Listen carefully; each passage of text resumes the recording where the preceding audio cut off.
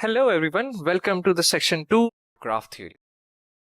In the very first video, we will introduce ourselves with the definition and types of graphs, vertex degrees and matrices. A graph helps us to understand and architect the census nodes layout easily by providing us the higher level of the visibility of entire network. A graph G represents nodes and the distance between other nodes by using vertex sets V and the edge sets E.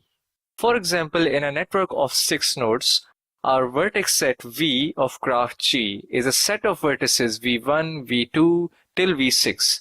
Note the difference between the capital and the small v. Similarly, for edges E1, E2 till E6 that are connecting two vertices, every edge is a tuple of two vertices represented as follows. Now, where would you see the application of graphs?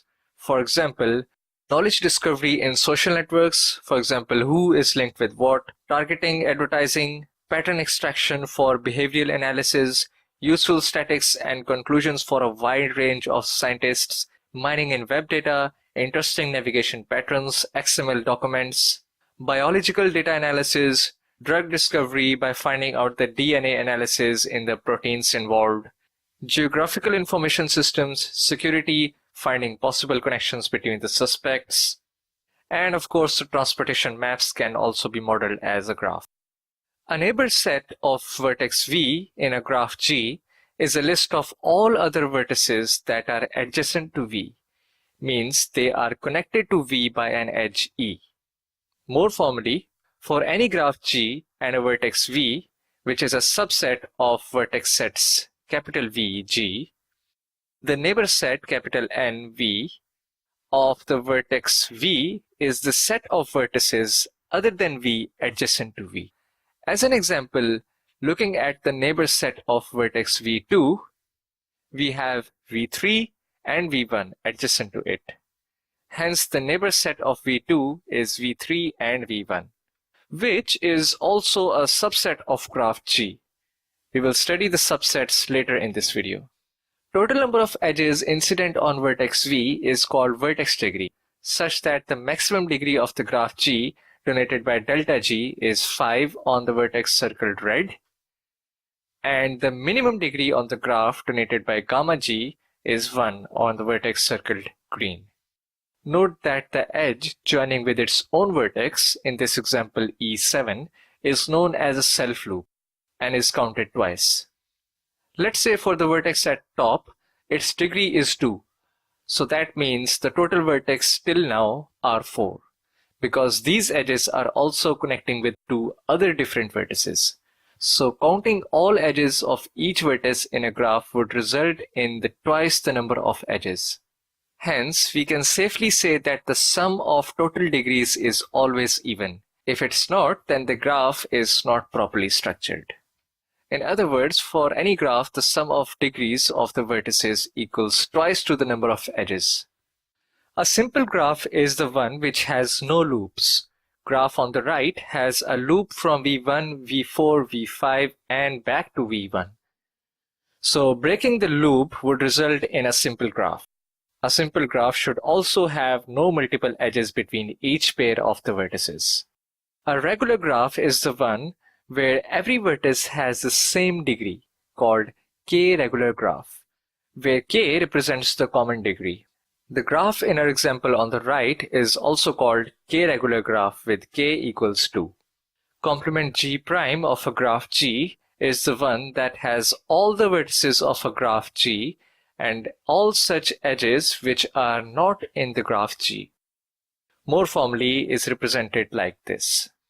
So let's say this is our graph G consisting of 5 nodes, and this is the complement of the graph G.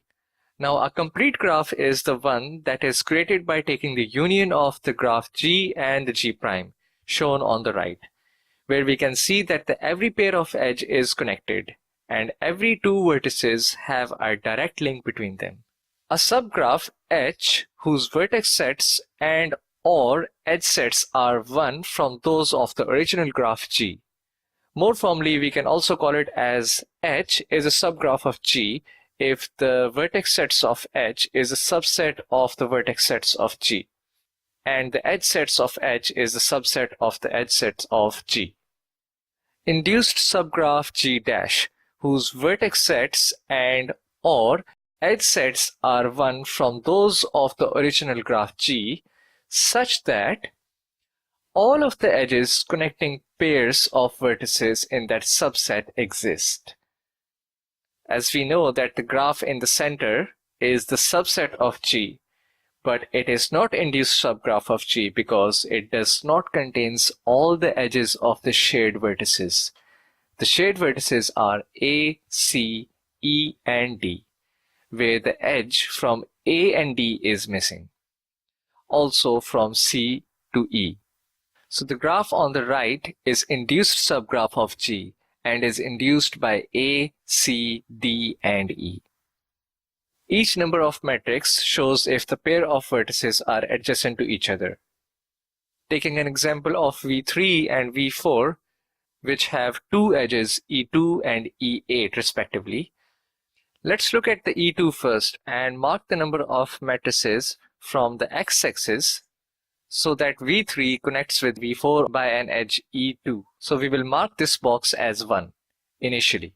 Now looking at from the y-axis, V3 is connected with V4 by 1. So we will mark this as 1 initially. Since we need to repeat the same for another edge E2, which is connecting the same vertices, we will increment both of these numbers by 1. So hence they make it 2. And similarly, we repeat for all of the vertices from both axes and make the connections. And hence marking the rest of the empty boxes as 0 in the matrix. You may note that adjacency matrix is symmetric.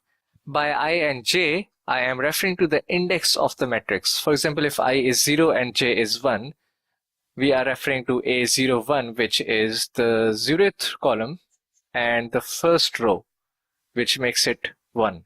So I01 is 1, which is equal to I10. A graph is simple if and only if the arcs I and j, referring to the gray and the green area in the matrix, are 1 or less than 1, but are not negative. And AII, which is referring to the center line in white, is 0. Incidence matrix. They also represent the graph in the form of matrix. But this time, each number of matrix shows the vertex pair connected with edge. So on the y-axis, we have vertices, whereas on the x-axis, we have edges.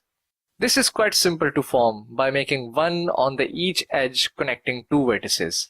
For example, in the first column, E1, V2 and V3 are connected. Similarly, V3 and V4 are connected by E2. And it goes on till the last edge E8. Note that the vertex V5 is counted twice on edge 7 because that is a self-loop. And mark the rest of the empty boxes as zeros. Graph isomorphism. So the two graphs G1 and G2 are isomorphic if there exists one-to-one mapping for each vertex. In simple words, if the two graphs visually look different but they have same matrix, then those two graphs are isomorphic. For example, the simple one is on your left and a bit more complex on your right. I have just shuffled their positions of the vertex. That is all for this video.